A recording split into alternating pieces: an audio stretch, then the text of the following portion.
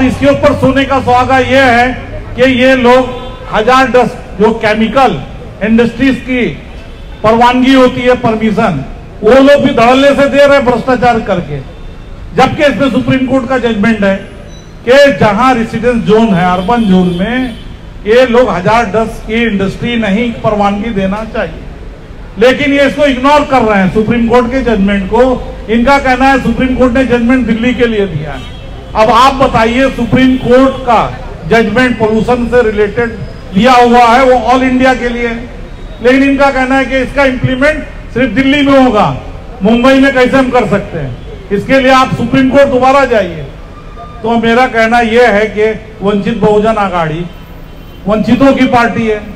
हम पैसा और माल के पीछे नहीं पड़ने वाले हैं, सत्ता के भूखे नहीं हैं। हमारा काम है, हम और आप सब खड़े हैं, कम से कम जीने के लिए, ऑक्सीजन खरीदने के लिए पैसा ना लगे। हमारा कहना है कि पोल्यूशन को कंट्रोल करो, और हमारी इनसे यही डिमांड है कि आज तक का जितनी भी इंडस्ट्री आपने रेसिडेंस जोन्स में परवानगी दी है, उनको कंसेंट टू ऑपरेट दिया है, उसको रिवोक करो और उन अधिकारियों पे कार्रवाई करो जो लोग इस कार्य को कर रहे हैं। और इस प्रकार हम लोग 3 महीने से लगभग महाराष्ट्र पोल्यूशन कंट्रोल बोर्ड से संपर्क में है। हमारा डेलीगेशन जाके कई टाइम मिल चुका है, लेकिन इनके कान पे जू नहीं रेंग रही है, और ये आज मजबूर होकर हमको यहाँ पे आना पड़ा है। और अभी सुजात साहब के साथ हमारा डेलीगेशन जाएगा ऊपर, और इनसे हमारी यही डिमांड है कि जो भी इंडस्ट्रीज है या जो भी कंस्ट्रक्शन चल रहे हैं, उस पर पोल्यूशन का कंट्रोल किया जाए और कोर्ट के प्रमाणे लोगों को उनका काम करने की परवानगी दी जाए। इसको बोलते हुए मैं आप लोग से विदा लेता हूं। जय भीम, जय हिंद। धन्यवाद अबुल भाई। यानंतर पोल्यूशन बोर्डच्या अधिकाऱ्यांना शिष्टमंडळ भेटायला जाईल।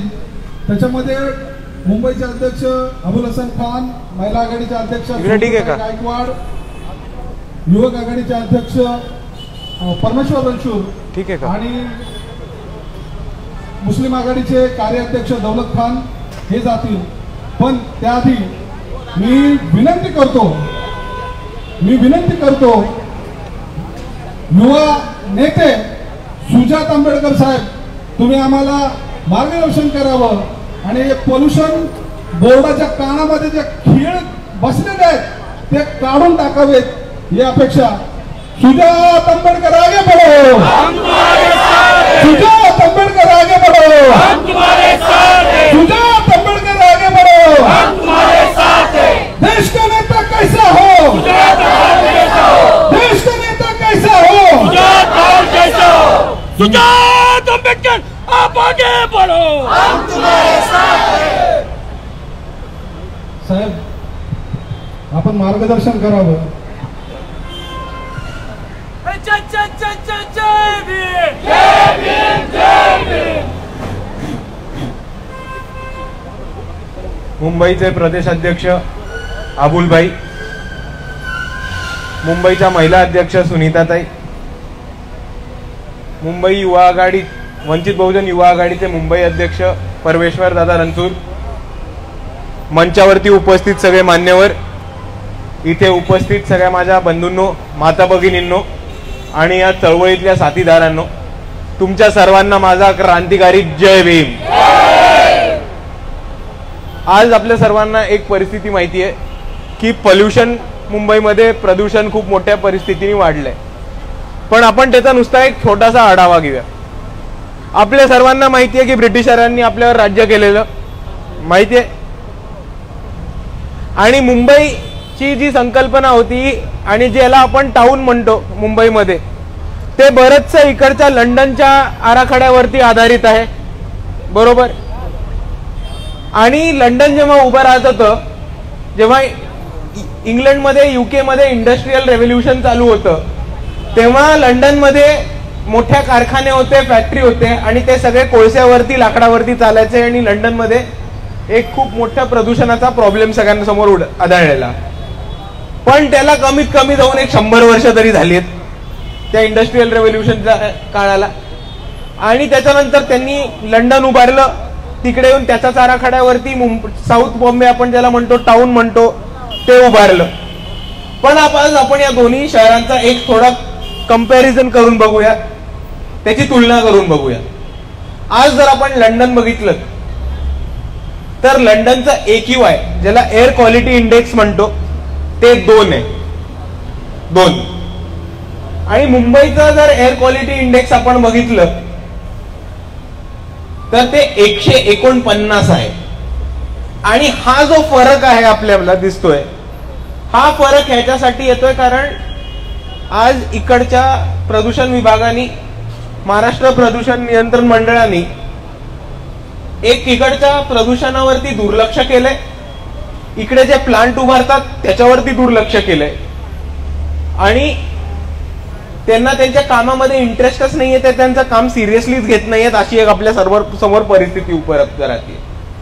आपण जर बाकीचे सगळे देशभरातले महत्वाचे शहर बघितले ज्याची आपण तुलना वारंवार आपल्या मुंबईशी करत राहतो, ते न्यूयॉर्क झालं, लंडन झालं, टोकियो झालं, शांघाय झालं, बर्लिन झालं, पॅरिस झालं, हे जितके पण आता जगामध्ये सगळ्यात महत्वाचे शहर आहेत ज्याची तुलना वारंवार आपण मुंबईशी करत राहतो आणि आपण हे म्हणतो की मुंबई आपली शान आहे.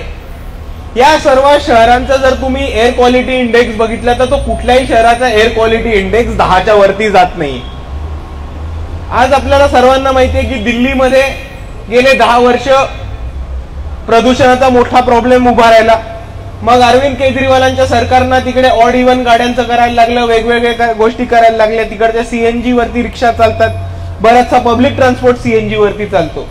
आणि ह्या 10 वर्षाच्या लढ्यानंतर ते कुठेतरी ते कंट्रोल करायला यशस्वी झाले असं पण नाही मानत, पण ते खूप मोठ्या प्रमाणे वाढत नाहीये. पण हे 10 वर्षापासून ह्यांचा दिल्लीचा प्रॉब्लेम असताना आपण जर बघितलं तर गेल्या 2 वर्षातच मुंबई दिल्लीच्या बरोबर आली आहे एअर क्वालिटी इंडेक्स वरती. आणि आज हे मुंबईच्या नागरिकांसाठी खूप महत्वाचं दुर्दैव आहे असं मी मानतो. कारण जी हवा आपण श्वास घेतो, ज्या हवेचा आपण श्वास घेतो, आज इकडे तीच हवा प्रदूषित झाली आहे आणि त्याच्यामुळे आपल्या सगळ्यांना वेगवेगळे आजार व्हायची शक्यता आहे. जसं सतीश भाऊ म्हटले, राजगुरू साहेब म्हटले, तसं आज टाटा इन्स्टिट्यूटचा एक रिपोर्ट आलाय आणि त्याच्यामध्ये आपल्याला हे कळतं की खूप मोठे रुग्ण हे मुंबईच्या हॉस्पिटल्समध्ये ऍडमिटेड आहेत. आणि हे सगळं होतंय कारण आपल्याला क्वालिटी एअर, स्वच्छ हवा श्वास घ्यायला नाही मिळते. आपण सर्व गावाच्या बाहेर जातो, ट्रिपला जातो, कधी कधी कोकणात जातो, कुठेतरी डोंगरावर जातो की नाही. लगेच मुंबईच्या बाहेर पडल्यावर, कोणत्या तरी डोंगरावर गेल्यावर किंवा कोकणपट्टीत गेल्यावर आपल्याला हे बदलतं की हवा बदलते. ती हवा का बदलते? श्वास घ्यायला बरं का वाटतं? कारण त्या प्रमाणाचं प्रदूषण अजून तिकडे झालं नाहीये. आणि मुंबईमध्ये परत आल्यावर आपल्याला लगेच जाणवतं की मुंबईच्या हवेमध्ये प्रदूषण किती प्रमाणात आहे आणि मुंबईच्या हवेमध्ये धूर कुठल्या प्रमाणात आहे. आणि आज हे सगळं होऊ राहिलंय कारण इकडचे जे नेते, तिकडचे जे सत्ताधारी आहेत त्यांनी निष्काळजीपणे पण नाही, ह्याला मी निष्काळजी नाही म्हणणार, ह्याला मी जाणीवपूर्वक एक कारस्थान रचले की इकडचे जे कॉन्ट्रॅक्ट्स आहेत ते कॉन्ट्रॅक्ट्स इंडस्ट्रीयल प्लांट्सला त्यांनी दिलेत. आणि ते कॉन्ट्रॅक्ट त्यांनी दिलेत स्वतःचे अर्थसंबंध वाचवायला, स्वतःचे हितसंबंध वाचवायला आणि स्वतःचे जे सालगडी आहेत, त्यांच्या पक्षाचे कार्यकर्ते आहेत, त्यांच्या ओळखीचे जे उद्योगपती आहेत त्यांना श्रीमंत करायला. त्यांना तुम्हाला श्रीमंत करायचं तर ते करा, पण त्याच्यासाठी 2 अटी टाकतो. ती पहिली अट म्हणजे इकडच्या जनतेला लुटून त्यांना श्रीमंत नका करू. आणि दुसऱ्या बाजूला तुम्हाला जर त्यांना श्रीमंत करायचं तर एवढं बघा की इकडच्या सर्वसामान्य मुंबईच्या नागरिकांना त्याचा त्रास नाही होणार. कारण जर आपण बघितलं तर ज्याला आपण रेड झोन किंवा हॅझार्डस कॅटेगरी म्हणतो, रेड कॅटेगरी म्हणतो, तसे कमीत कमी 8 वेगवेगळे प्लांट हे मुंबईच्या रेसिडेन्शियल एरियाज मध्ये दिले गेलेले. आणि रेसिडेन्शियल एरियामध्ये प्लांट नाही हा दिल्लीच्या हायकोर्टाचा जजमेंट आलंय. जेव्हा MC Mehta versus union of India ही केस लढली गेली होती, त्या केसमध्ये दिल्लीच्या हायकोर्टनी हे सुनावणी दिली आहे की कुठेही कोणत्याही ठिकाणी रेसिडेन्शियल एरियामध्ये ज्या ठिकाणी नागरिक मोठ्या संख्येने राहतात त्या ठिकाणी हॅझार्डस किंवा रेड झोन ह्या पद्धतीचे पॉवर प्लांट उघडू देऊ नयेत. पण ते मुंबईमध्ये मोठ्या मोठ्या ठिकाणी उघडले गेलेत. नवी मुंबई हा प्लांटनी भरून चुकलेला आहे आज. आणि हे फक्त झाले कारण इकडच्या सत्तेधाऱ्यांनी पैसे कमवायला, स्वतःचे हितसंबंध टिकवायला, स्वतःचे जे उद्योगपती आहेत जे त्यांच्या पक्षाला टेबलाखालनं फंडिंग करत राहतात त्यांचे संबंध टिकवायला, त्यांचे इंटरेस्ट वाचवायला इकडच्या लोकांनी आज या सत्ताधाऱ्यांनी ह्या उद्योगपत्यांना कॉन्ट्रॅक्ट दिलाय आणि मोठ्या मोठ्या पॉवर प्लांट्सला कॉन्ट्रॅक्ट दिलाय. हे एका बाजूनी होत असताना दुसऱ्या बाजूला आपण एक महत्वाची घोळचूक या सरकारची समजूयात. ती म्हणजे मुंबईकडे एक खूप महत्वाचं फुफ्फुस होतं. फुफ्फुस माहिती आपल्याला, लंग्स ज्याच्यातनं आपण श्वास घेतो. तर मुंबईचं एक ग्रीन लंग्स असं म्हणणारे एक आपल्याकडे गोष्ट होती आणि ती म्हणजे आपली आरे कॉलनी.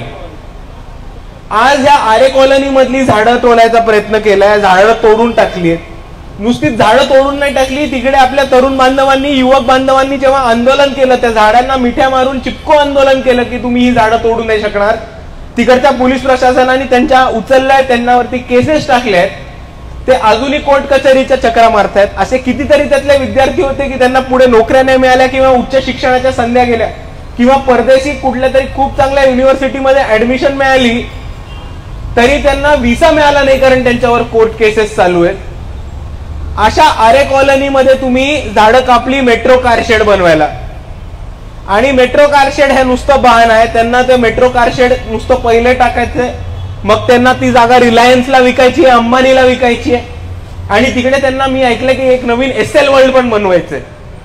आणि ह्या सगळ्या गोष्टींमुळे ह्या सगळ्या जे पैसे येतात आणि ह्या पैशाच्या मागे ही जी लोक हे सगळं करस्थान करतायत त्यांना एक गोष्ट कळत नाही की ह्या सगळ्या करस्थानांनी, ह्या सगळ्या त्यांच्या हरकतींनी वाट लागतीये ती सर्वसामान्य जनतेची लागतीये. पण यांना एवढं पण अक्कल नाही की दुजाभाव करतात. पण एवढं यांना पण कळत नाही की आपण जी हवा करतो तीच हवा हे लोक श्वास घेतात. यांच्याकडे काय घरी स्वतःचे ऑक्सिजन सिलेंडर नाहीयेत, सेपरेट काय मास्क घालून फिरत नाहीत. पण स्वतःच्या पैशासाठी स्वतःचे अर्थसंबंध टिकवून ठेवायला आणि पक्षाला फंडिंग कसं येईल, स्वतःच्या पोराबाळांना पैसे कसे जोडत राहतील हे समजायला आज यांनी मुंबईचं प्रदूषण मोठ्या प्रमाणात वाढू दिलंय. कारण त्यांनी असे चुकीचे निर्णय घेतलेत ज्यांनी ही परिस्थिती आली. बरं, हा एक मुद्दा झाला एअर पोल्युशन बद्दल. दुसऱ्या बाजूला आपण जर बघितलं तर मुंबईवरती अजून एक संकट येणार आहे आणि ते लवकरच येणार आहे. ते म्हणजे मुंबईच्या अवतीभवती कोस्टल रोड बांधले जाणार आहेत. या कोस्टल रोडनी पण या प्रदूषणाला खूप मोठा धक्का लागणार आहे आणि प्रदूषणाचा वाढ होणार आहे. कारण जी समुद्र खालची मरीन बायोलॉजी आपण ज्याला म्हणतो, जे समुद्र तळावरती छोटे मासळे राहतात, खेकडे आणि इतर प्राणी राहतात आणि त्याच्याहून महत्वाचं समुद्र तळावरती जी झाडे असतात, पाण्याखालची झाडे असतात, सीवीड ज्याला आपण इंग्लिशमध्ये म्हणतो, त्याला मोठ्या प्रमाणाने तिकडच्या एन्व्हायरमेंटला त्रास होणारे, धक्का पोचणारे आणि त्याच्यामुळे आपल्याला अजून एका प्रदूषणाचा वाढ दिसणार आहे. त्याच्यामुळे ओटी भरतीमध्ये फरक पडणार आहे. मुंबईमध्ये परत पाणी सुचलं, पाणी घुसलं, पाणी साचलं, मुंबई तुंबली की ते पाणी परत बाहेर जायला खूप मोठा त्रास होणार आहे. आपण जे प्लॅस्टिकचं पोल्युशन समुद्रात टाकतो तेच समुद्रातलं पोल्युशन परत आपल्या शहरांच्या रस्त्यांवरती येणार आहे. आणि ह्या सगळं थांबवायचं असेल तर इकडच्या प्रशासनाला, इकडच्या सरकारला जागो व्हायलाच लागणार आहे. कारण हा सर्वसामान्य गोरगरिबांचा, मुंबईच्या नागरिकांचा महत्वाचा प्रश्न राहणार आहे की जर रस्ते भरले, जर आपल्याला श्वास घ्यायला नाही राहिलं, जर हवा, ज्या हवेत आपण श्वास घेतो ती हवाच प्रदूषित झाली तर आपल्या पुढच्या जगण्या मरण्याचा प्रश्न खूप गंभीर होऊन जातो असं मला वाटतं. आणि हे सगळं होत असताना आपल्याला एक गोष्ट लक्षात ठेवायची आहे की इकडचं जे प्रशासन आहे, इकडचे जे सरकार आहे, इकडचे जे पहिले उपमुख्यमंत्री आहेत, इकडचे जे दुसरे उपमुख्यमंत्री आहेत, इकडचे जे तिसरे मुख्यमंत्री आहेत, ते सगळे झोपून गेलेत आणि या कारस्थानामध्ये सामील आहेत. म्हणून ह्याच्याबद्दल आपल्याला आवाज उचलायचा आहे आणि तो दण करून आवाज उचलायचा आहे. कारण मला असं वाटतं की ह्या राज्यामध्ये असा एकच पक्ष आहे जो सर्वसामान्यांचे विषय घेतो, जो गोरगरिबांचे विषय घेतो. तो मुंबईच्या इलेक्ट्रिसिटी बिलचं आंदोलन असो, ते गायरान जमिनीचं आंदोलन असो, तो स्कॉलरशिपचं आंदोलन असो, ते कॉन्ट्रॅक्ट भरतीवरती नोकरी देण्याचं आंदोलन असो, इकडच्या गोरगरिबांचा, सर्वसामान्य नागरिकांच्या, कष्टकरी यांच्यासाठी कोण भांडत असेल तर ती फक्त वंचित बहुजन आघाडी. पण समजून घ्या, ही खुश व्हायची गोष्ट नाहीये, ही खुश व्हायची गोष्ट नाहीये. ह्या महाराष्ट्राच्या राजकारणाचा दुर्दैव आहे की आज एकच फक्त पक्ष तो गोरगरिबांसाठी, कष्टकऱ्यांसाठी लढतो. पण त्याच्यामुळे आपल्या सर्वांवरती जबाबदारी वाढतीये की आपल्याला आपलं आंदोलन मोठं करायचंय, आपल्याला आपला आवाज अजून बुलंद करायचा आहे आणि आपल्याला या आंदोलनाची दिशा आणि दशा अजून तीव्र करायची आहे. जाता जाता मी आपल्या सर्वांचा खूप खूप आभार मानतो की ह्या मुंबईमध्ये आपण सर्वांनी परत एकदा दाखवून दिलंय की सर्वसामान्यांच्या, सामान्य नागरिकांच्या प्रश्नासाठी वंचित बहुजन आघाडीचे कार्यकर्ते नेहमी लढून येतात, धावून येतात आणि नेहमी लढत राहतील. पण त्याच पद्धतीने जसं आपण इकडे जमलो, आपल्या सर्वांचं कर्तव्य हे राहणार आहे की सभा संपल्यानंतर पण आपल्याला आवाज करत राहायला लागणार आहे.